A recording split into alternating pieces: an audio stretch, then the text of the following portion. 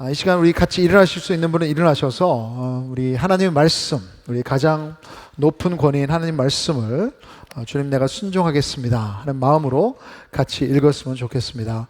누가복음 22장 24절부터 27절 말씀, 제가 24절 읽겠습니다. 또 그들 사이에 그중 누가 크냐 하는 다툼이 난지라. 예수께서 이르시되 이방인의 임금들은 그들을 주관하며 그 집권자들은 은인이라 칭함을 받으나 너희는 그렇지 않을지니 너희 중에 큰 자는 젊은 자와 같고 다스리는 자는 섬기는 자와 같을지니라. 앉아서 먹는 자가 크냐 섬기는 자가 크냐, 앉아서 먹는 자가 아니냐. 그러나 나는 섬기는 자로 너희 중에 있노라. 아멘. 앉으시죠. 기도 한번 하겠습니다. 하나님 아버지 감사합니다. 진정으로 참 이 세상에 살면서 우리의 많은 공격이 있습니다. 한 주 동안도 죄 가운데 무너진 부분들이 있습니다. 그러나 우리를 자유케 하는 것은 하나님의 진리인 줄 믿습니다. 이 진리 앞에 저희들이 나아싸우니 말씀하여 주시고 성령님께서 속삭이시는 그 음성을 들을 수 있는 길을 허락하여 주시옵소서. 특별히 주님, 이 세상에 참 많은 주제들이 있습니다. 오늘도 오후 4시에 우리 자녀들과 또 온 공동체가 함께 트랜스젠더리라는, 어떻게 하면 이 주제를 가지고 하나님의 진리로 바라볼 수 있는지 고민할 텐데 참 사탄막이 틈타지 못하게 해주시고, 또 질문이 있었거나 이것을 갈등하시는 사람들에게 하나님의 그 진리의 말씀이 전해질 수 있도록 역사하여 주시옵소서. 예수님의 이름으로 기도드립니다. 아멘. 5년 전에 제가 캐나다 토론토에 설교할 기회가 있어서 다녀왔습니다. 그래서 그곳에 가서 머무는 동안 가보고 싶은 데가 꼭 있어서 이 차를 렌트를 해가지고 다녀왔습니다. 토론토 근처에 보면 지적 장애자들이 모여 사는 라르치라는 공동체가 있습니다. 아마 헨리 나우엔의 책을 읽으신 분은 알으실 거예요. 그래서 헨리 나우엔은 아주 유명한 하버드의 교수이고 그리고 크리스천 리더로 많은 책들을 냈습니다. 그래서 존경받는 크리스천 교수인데 삶의 하반기에 하나님을 따르겠다고 어디든지 가겠으니 확실히 답해 주시옵소서 하는 기도를 드렸습니다. 여러분, 그런 기도 막 하시면 안 돼요. 그랬더니 하나님께서 확실하게 보여주신 곳이 캐나다의 토론토 근처에 있는 지적장애 아이들이 사는 공동체 랄치라는 공동체였습니다. 지적으로 가장 뛰어난 사람들이 모여 있는 곳, 이 세상을 지배할 수 있는 사람들, 그런 꿈을 꾸는 사람들이 있는 곳, 그런 하버드 대학에서 어쩌면 사회에서 가장 소외된 사람들의 사회로 가서 목회자로 매일마다 그들과 함께 살면서 하는 이야기를 다락방장들이 읽어야 하는 예수님의 이름으로 In the name of Jesus라는 책에 쓰여 있습니다. 그래서 크리스천 리더십에 대해서 헨리 나우엔은 이야기했어요. 여러분 생각하시기에는 위대하다, 대단하다, 뭐 아주 큰 감동이 있는 말을 할 것이다. 근데 헨리 나우엔이 이렇게 얘기했습니다. It was very hard and painful move. 그것은 아주 어렵고 힘든 이동이었습니다. 그러면서 던진 메시지는 결국 사랑은 낮아져야 되는 것이다. 그래서 퍼 밀러 목사님은 Love and humility are inseparable. 사랑과 겸손은 뗄래야 뗄 수 없다고 말했습니다. 지난 2달 동안 예수님의 삶을 저희들이 들여다보고 있습니다. 퍼 밀러 목사님의 책 제목처럼 Love walked among us. 우리 가운데 오신 예수님은 바로 사랑이시다는 메시지예요. 예수님이 가장 확실히 드러난 아름다운 이야기들의 중심에는 항상 사람들이 있었습니다. 그 나인성의 외아들을 잃은 과부에게 예수님은 사랑으로 그 외아들을 살리셔서 주셨습니다. 창녀로 사람들이 돌을 맞아 죽어야 되는 마땅한 여자에게 예수님은 사랑으로 용서하시고 그 다음 기회를 주셨습니다. 5 남자와 살다가 이제 6번째 남자와 사는 그 여자에게 모든 사람들은 외면했지만, 외로웠지만 예수님은 사랑으로 먼저 말을 거시고 그녀에게 진리의 말씀을 선포해 주셨습니다. 그 아름다운 얘기는 항상 사랑이 중심이셨어요. 지난주에 제 아내가 예수님의 사랑 설교 얼마나 더 남아있어? 제가 한 달 더 남았는데 그때 제 아내가 너무 다 비슷한 이야기인 것 같아서 아마 그렇게 생각하시는 분도 계실 거예요. 맞아요. 예수님 사랑에 관한 설교 모든 비슷한 주제입니다. 다 이미 아는 것 같은, 하지만 그럼에도 불구하고 우리는 사랑을 잘 모릅니다. 많은 때의 사랑이 부족합니다. 이 시대의 인종 간의 갈등, 정치적인 문제들, 요즘에 뜨거운 감자로 나오는 이 트랜스젠더, 여러분 여기에 대한 것들도 지식이 부족한 것이 아니라 많은 부분들이 사랑이 부족한 거예요. 제대로 사랑할지 모르고 사랑이 무엇인지 모르고 있는 것이 문제인 거예요. 저도 최근에 겪었던 갈등과 고민들을 들여다보면 결국 그 중심에는 사랑의 고민이 있습니다. 제가 사랑하지 못해서, 제가 사랑을 이해 못해서, 사랑하는 지혜가 부족해서 사랑이 없는 것이 문제예요. 그래서 성경은 분명히 이야기하는 것은 사랑이 없이는 아무것도 아니라고 말하고 있는 것입니다. 예수님은 그 사랑에 대한 올바른 정의를 내리셨고 더 나아가서 그 사랑의 삶을 사셨습니다. 그래서 6월 한 달 동안 더 예수님의 사랑의 절정인 십자가로 가시는 그 과정들을 우리가 함께 봤으면 좋겠습니다. 사랑이 걸림돌이 되는 중심에는 항상 내가 있습니다. 우리 옆 사람한테 말씀하세요. 내가 문제예요. 목소리가 이렇게 작은데. 그리고 우리 교회는 진짜 그것을 항상 말했으면 좋겠어요. 세상이 문제가 아니라, 우리 배우자가 문제가 아니라, 우리 자녀들이 문제가 아니라 내가 문제다. 내가 문제다.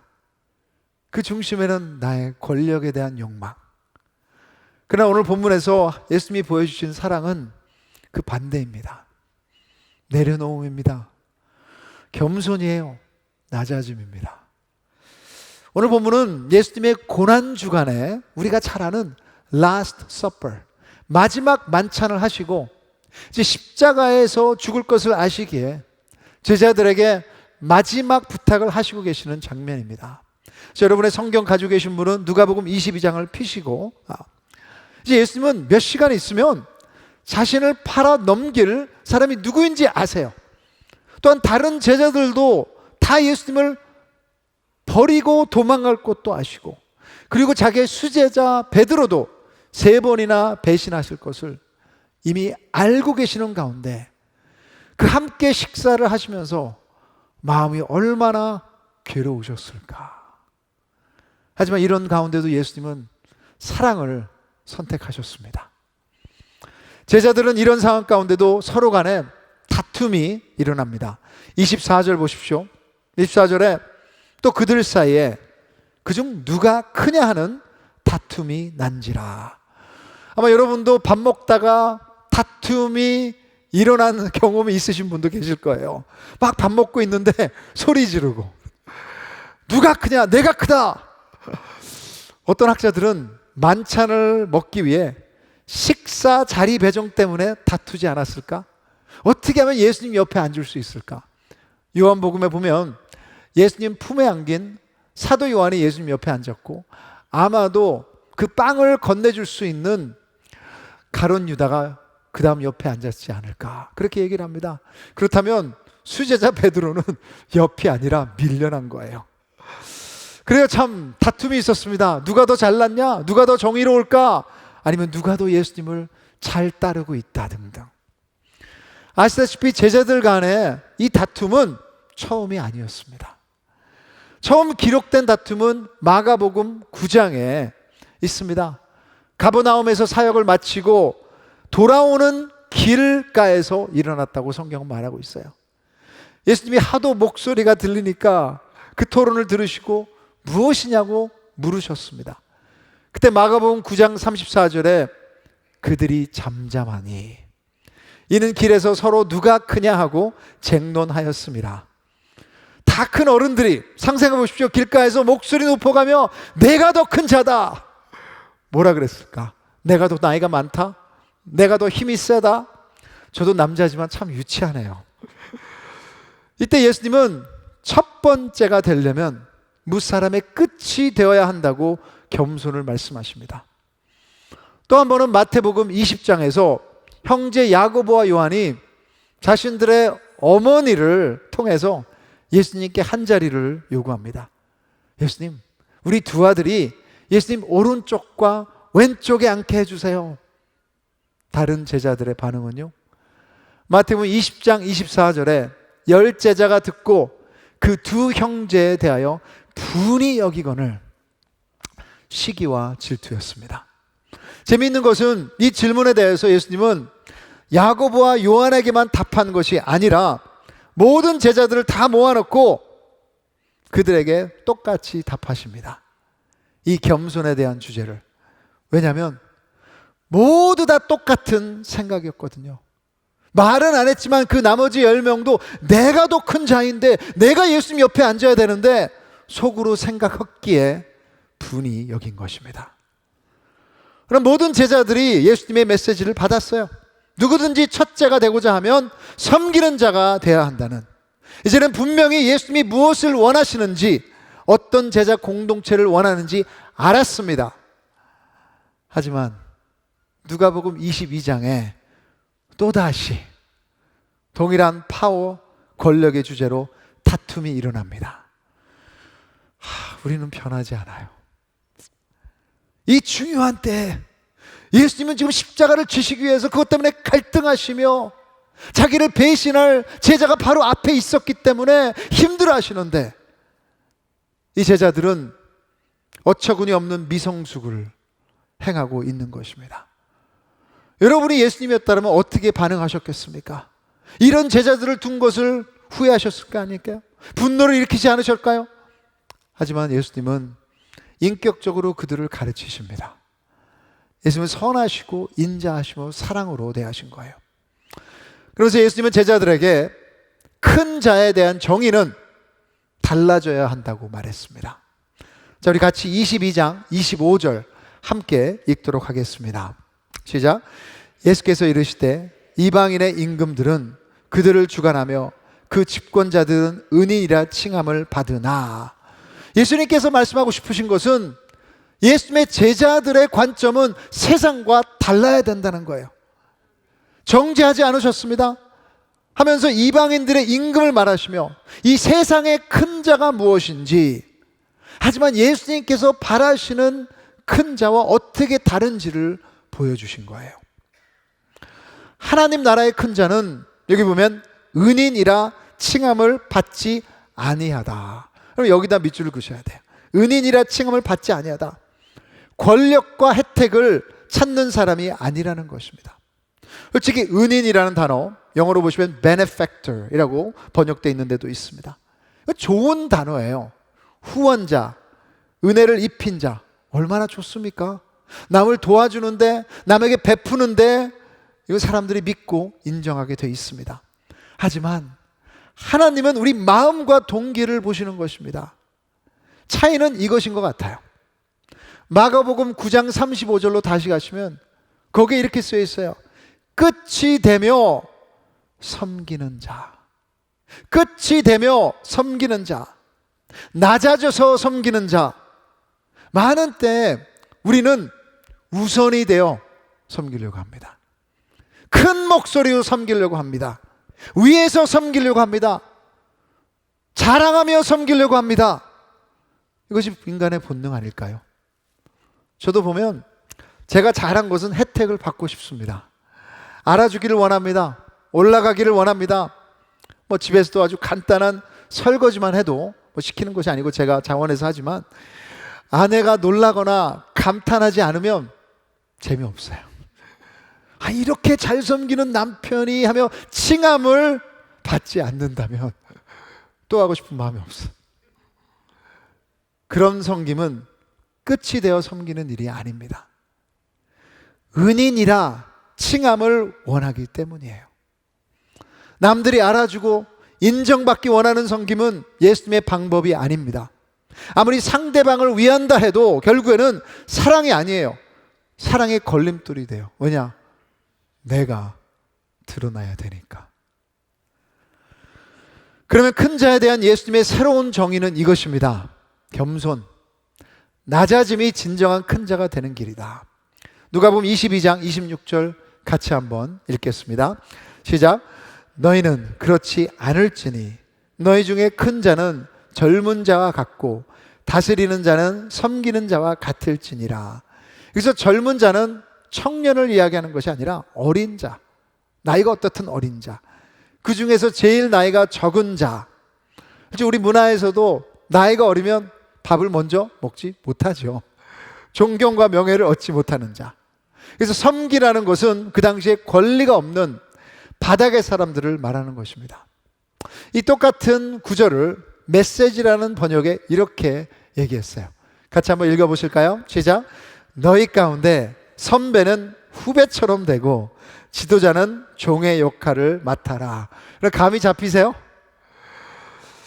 우리 안에도 선배 후배 관계들이 참 많은 것 같은데 선배들이 후배처럼 후배를 섬기실 수 있으세요? 아멘? 예. 선배들이 아멘을 안 하시네요. 이것은 여러분 vice versa, 거꾸로 얘기하는 게 아닙니다. 선배가 후배를 섬기니까 그러면 후배도 선배를 섬기라고 하지 않습니다. 이 세상의 순위의 줄에서 어느 자리에 있든지 끝으로 가서 섬기는 자가 하나님 나라의 큰 자라는 것입니다. 설교를 하면서 설교를 준비하면서 쉽지 않네 그런 생각이 계속 났습니다. 한 할머니가 손녀딸이 처음으로 직장을 잡아서 너무너무 흥분해 있는 것을 보고 손녀딸에게 물어봤어요. 아니 무슨 일을 잡았냐. 그랬더니 손녀딸이 식당에서 웨이트레스로 할머니 서브하게 됐어요. 근데 첫날 일을 마치고 돌아와서 손녀가 너무 불평불만을 많이 하는 거예요.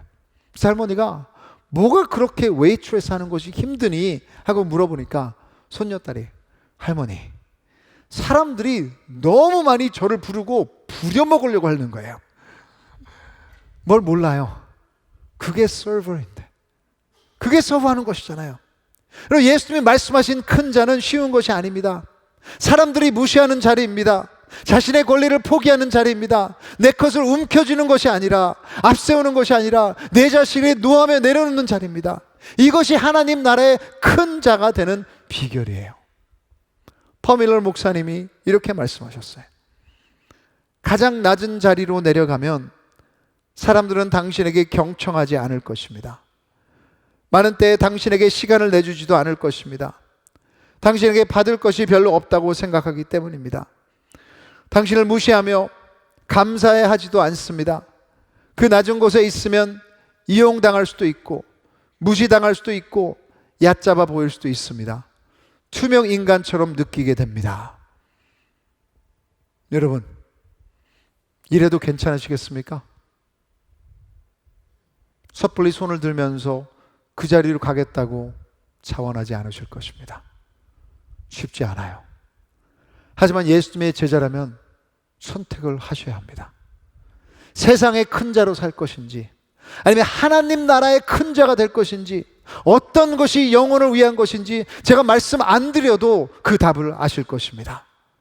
여러분, 세상의 큰 자의 자리에는 시기, 질투, 교만, 다툼, 피곤만이 남게 돼 있습니다. 하지만 예수님이 말씀하신 큰 자의 자리에는 회복이 일어날 것입니다. 사랑이 있습니다. 그것의 가장 큰 특징은 겸손이에요. 낮아짐. 그리고 그곳에서는 세상이 줄 수 없는 하늘의 축복이 임할 것을 믿으시기 바랍니다. 여러분, 그 축복이 무엇일까요? 간단하게 보겠습니다. 첫째는 겸손은 다툼을 멈춥니다. 서로 누가 큰 자냐 할 때는 다투게 돼 있어요. 지고 싶지 않으니까. 교만은 내가 마지막 말을 하고 싶은 거예요. I want to have the last say. 상대방이 마지막 결론을 내리면 우리 남편들 꼭 지는 것 같죠. 부모님들 꼭 지는 것 같죠. 그러면 다툼은 멈추지 않습니다. 하지만 낮은 자세로 내려가면 내가 마지막 말을 하지 않아도 괜찮아요. 우리의 대변인은 하나님이시기 때문에. 둘째로 겸손은 죄에 휘둘림 당하지 않게 하는 축복이 있습니다. 우리가 보복하면 그것은 상대방의 비열함에 끌려다니는 것이라고 밀러 목사님은 말했습니다. 우리의 격한 반응은 또 다른 보복으로 연결되는 것입니다. 설사 행동으로 옮기지 않더라도 앙심이 남게 돼서 사랑으로 나가지 못하게 되는 거예요. 죄의 고리를 계속 이어가는 것입니다. 하지만 내가 겸손하면, 내가 섬긴다면, 내가 내려놓는다면 그 사람에게 벗어나는 자유가 있고 죄의 사슬을 끊을 수 있는 능력이 있는 줄 믿으시기 바랍니다. 그리고 셋째로, 겸손은 인격적인 만남을 가져올 수 있는 축복을 줘요. 그리고 겸손의 반대인 교만은 어느 자리에 있는 것입니까? 아마도 생각하실 때 우월감이에요. 높은 자리입니다. 혼자 올라가서 앉아 있는 것입니다. 하지만 겸손은 낮은 자리에 함께 있는 것입니다. 그럼 누가 예수님과 가장 친밀한 경험을 했습니까? 성경을 제일 잘 안다는 종교 지도자들이 아니었어요. 오히려 사회에 소외된 자들이었습니다. 자신의 부족함을 인정하는 사람들이었습니다. 여러분, 내려갈 때 하나님 자리를 차지하는 것이 아니라 자신을 볼 수 있고 진정으로 그 하나님을 더욱더 제대로 볼 수 있는 길이 열리는 거예요. 그리고 여러분, 그 자리에서 함께 서로가 앉을 수 있는 친밀함도 생기는 것입니다. 네 번째로, 겸손은 예수님 안에 있는 우리의 정체성을 제대로 찾게 해줍니다. 우리의 문제는 자아가 너무 살아있다는 것입니다. 아무리 누리려고 해도 올라갈수록 점점 더 부풀어져만 가는 것을 보게 됩니다. 그래서 하나님이 있어야 될 자리를 차지하게 되는 거예요. 근데 여러분, 낮아짐의 자리는 수치를 알게 돼도 내가 얼마나 십자가 필요한 죄인인가를 고백할 때 그것이 풀리는 거예요. 내가 용서받은 자이구나, 용서받은 죄인이구나, 그 고백을 할 때 하나님의 아들과 딸이라는 새로운 정체성을 붙들게 되는 것입니다. 다섯 번째로, 겸손은 우리를 위해 역사하시는 하나님을 경험하게 만듭니다. 여러분, 누가복음 14장 11절 우리 같이 한번 읽어보겠습니다. 시작. 무릇 자기를 높이는 자는 낮아지고 자기를 낮추는 자는 높아지리라. 여러분, 이런 이치가 세상을 거슬러 가는 거예요. 세상에서 끊임없이 얘기합니다. 넌 할 수 있어. 네가 자신을 더 높여야 돼. 네 스펙을 올려야 돼. 네 목소리가 더 커져야 돼. 근데 여러분, 그때 하나님의 나라는 임하지 않습니다. 근데 여러분, 우리가 낮아질 때 하나님의 경험을 하게 되는 거예요. 하나님께서 역사하시는 간증이 생기게 되는 것입니다.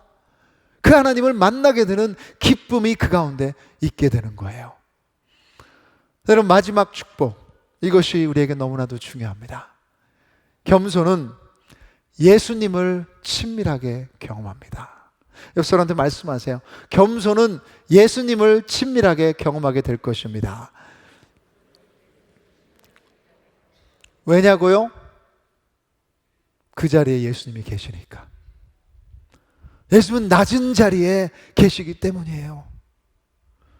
누가복음 22장 27절에 앉아서 먹는 자가 크냐? 섬기는 자가 크냐? 앉아서 먹는 자가 아니냐? 그러나 나는, 예수님은 섬기는 자로 너희 중에 있노라. 예수님은 무엇을 위해 이 세상에 오셨습니까? 세상이 말하는 큰 자, 앉아서 섬김을 받는 자가 아니라고 말씀하셨어요. 마가복음 10장 44절에 너희 중에 누구든지 으뜸이 되고자 하는 자는 모든 사람의 종이 되어야 하리라. 여러분, 예수님은 어디에서 태어나셨습니까? 왕궁에서 태어나지 않으셨습니다.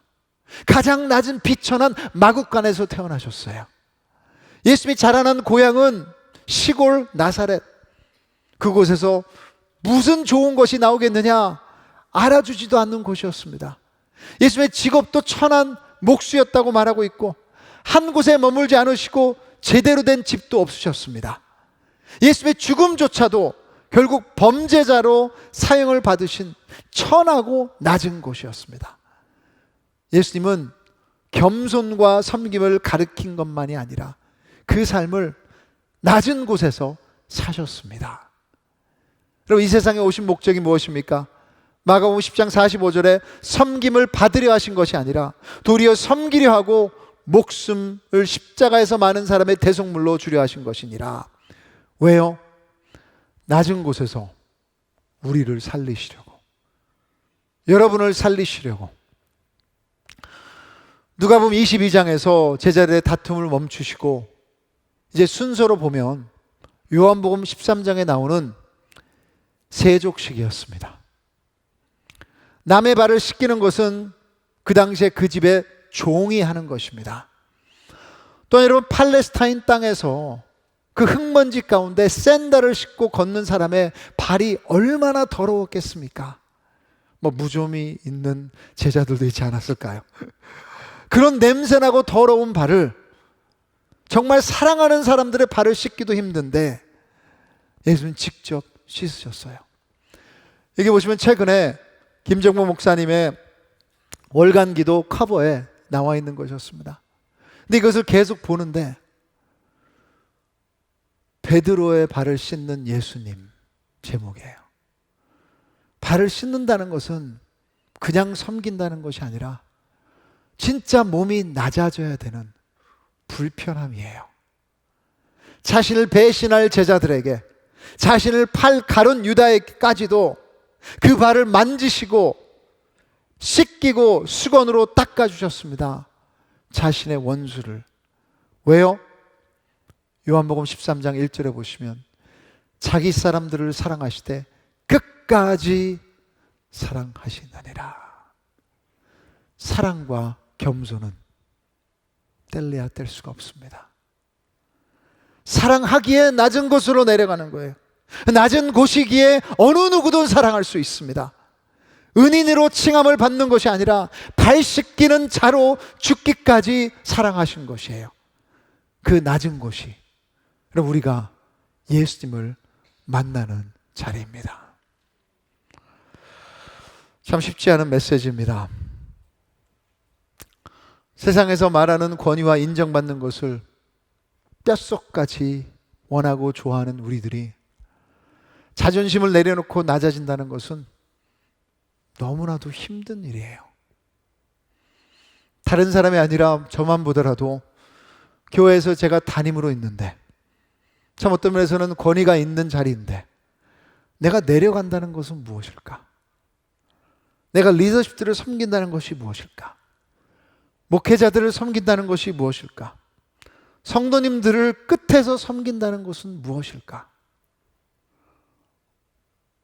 잘 못하고 있는 것을 깨달았습니다.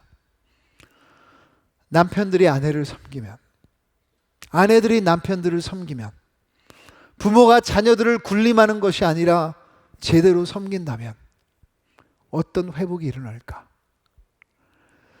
여러분, 세상에 크게 되려고 하는 방법으로는 가능하지 않습니다.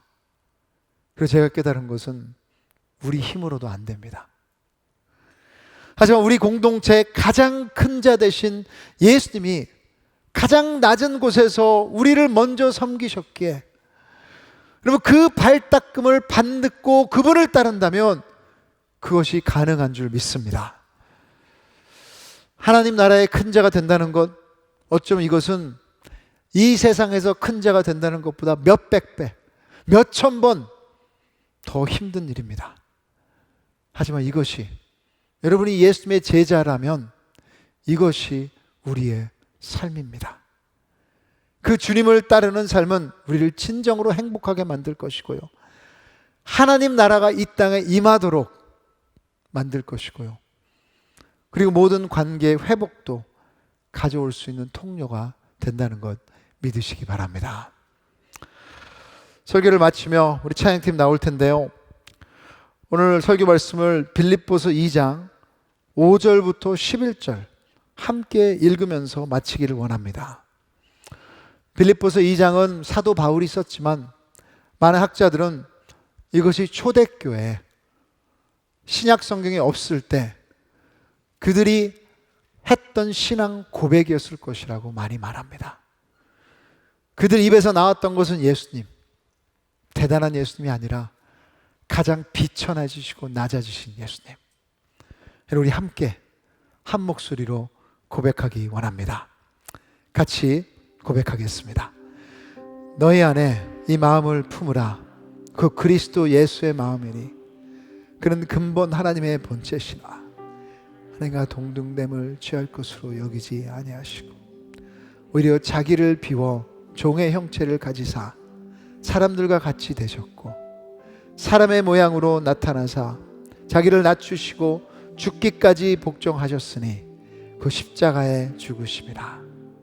이러므로 하나님이 그를 지극히 높여 모든 이름 위에 뛰어난 이름을 주사 하늘에 있는 자들과 땅에 있는 자들과 땅 아래에 있는 자들로 모든 무릎을 예수의 이름에 꿇게 하시고 모든 입으로 예수 그리스도를 주라 시인하여 하나님 아버지께 영광을 돌리게 하셨느니라. 아멘. 이 예수님을 주라 시인하시면 그분의 마음이 우리의 마음이 되기를 주님의 이름으로 축복합니다.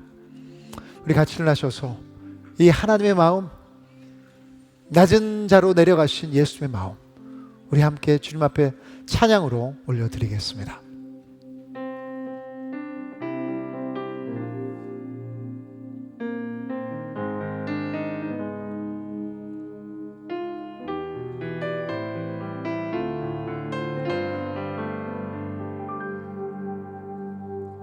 아버지 당신의 마음이 있는 곳에 나의 마음이 있기를 원해요. 아버지 당신의 눈물이 고인 곳에 나의 눈물이 고이길 원해요. 아버지 당신이 바라보는 영혼에게 나의 두 눈이 향하길 원해요. 아버지 당신이 울고 있는 어두운 땅에 나의 두 발이 향하길 원해요. 나의 마음이 아버지의 마음 알아. 내 모든 뜻 아버지의 뜻이 될 수 있기를. 나의 온몸이 아버지의 마음 알아. 내 모든 삶 당신의 삶 되기를.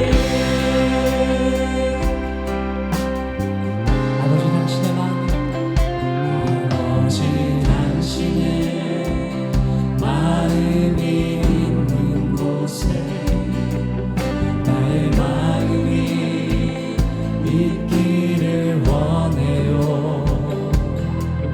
아버지 당신의 눈물이 고인 곳에 나의 눈물이 고이길 원해요.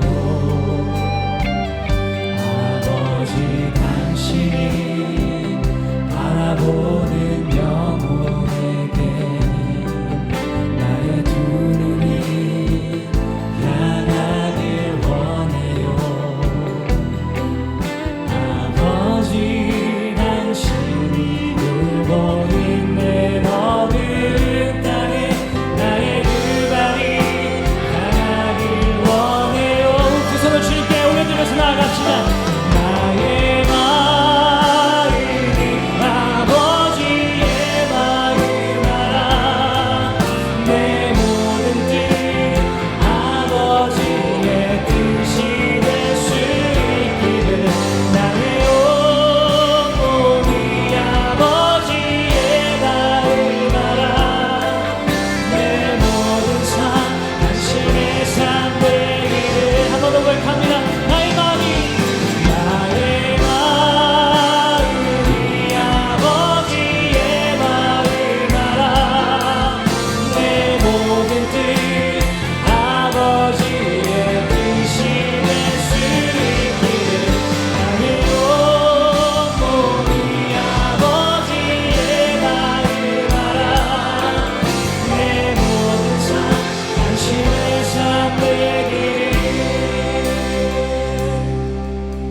우리 같이 한번 기도했으면 좋겠습니다.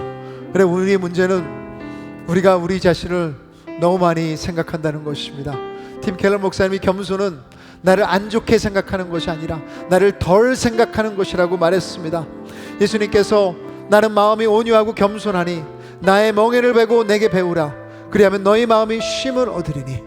그럼 같이 한번 기도하시면, 주님, 내 마음에 쉼이 없습니다. 내 자신을 너무 많이 생각해서 사랑할 줄 모릅니다. 실패했습니다. 이제 주님을 배우고 싶습니다. 주님, 낮은 곳에 계시니 함께 내려갈 수 있도록 도와주시옵소서. 같이 한 목소리로 회개하며 주님 앞에 기도하며 나가겠습니다. 하나님 아버지, 감사합니다. 하나님 아버지, 이 시간 주님 앞에 나왔습니다. 아버지, 우리 마음이 주님의 마음 같지 않습니다. 우리 생각을 너무 많이 하고 우리의 자신을 너무 많이 나타내고, 아버지, 우리의 목소리가 너무 크고, 아버지 하나님, 주님이 계신 곳에 우리 함께 있지 못함을 다시 한번 회개합니다. 주님은 낮은 곳에 계신데 우리 낮은 곳에 있지 못했습니다. 아버지, 나보다 힘든 사람, 나보다 어려운 사람들을 생각하지 못했고, 아버지, 어떻게 하면 내가 올라갈 것인가를 먼저 생각했던 것 주님 용서하여 주시옵소서. 남편들이 우리 아내를 섬기게 해 주셨고, 아내들이 남편을 섬기게 해 주셨고, 부모들이 자녀를 섬기게 해 주시고, 선배들이 후배를 섬기게 해 주시고, 아버지, 리더십들이 아버지 성도들을 섬길 수 있는 은혜가 있게 하여 주시옵소서.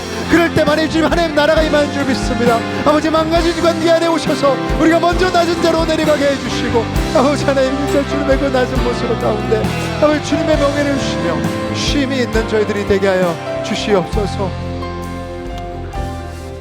하나님 아버지, 우리가 주님의 제자라고 말하면서도 주님을 제대로, 주님의 낮은 곳을 있는 것을 깨닫지 못하고 주님을 배우지 못했던 것 다시 한번 고백합니다.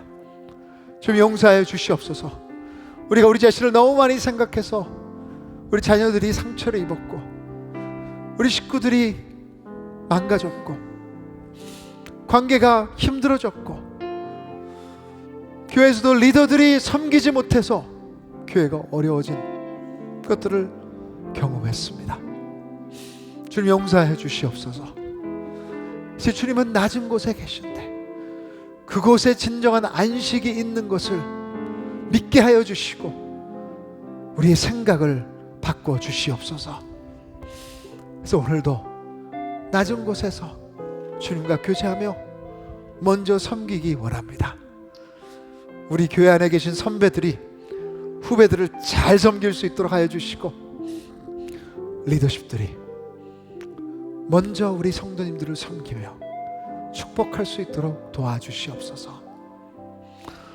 주님이 낮은 곳에서 우리의 모든 필요를 채우신 줄 믿습니다.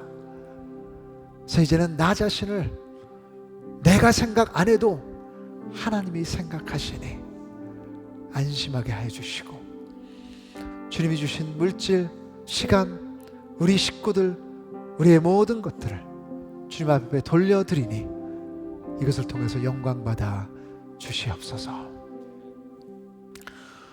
이제는 우리를 살리기 위해서 가장 낮은 곳으로 오셔서 십자가를 지신 주 예수 그리스도의 은혜와 우리를 자녀 삼기 위해서 자기의 아들을 내어주신 하나님 아버지의 무한하신 사랑하심과 성령 하나님의 역사하시고 우리를 함께 하기 위해서 위로하심이, 이제 주님 앞에 우리의 부족함을 회개하며 주님의 낮은 곳에 따르기를 결단하는 모든 성도님들의 머리와 발걸음 위에, 또 주님께서 있으라고 하신 낮은 곳 그 장소 위에, 선교사님과 사역자들 머리 위에 이제부터 영원까지 항상 함께 있을지어다.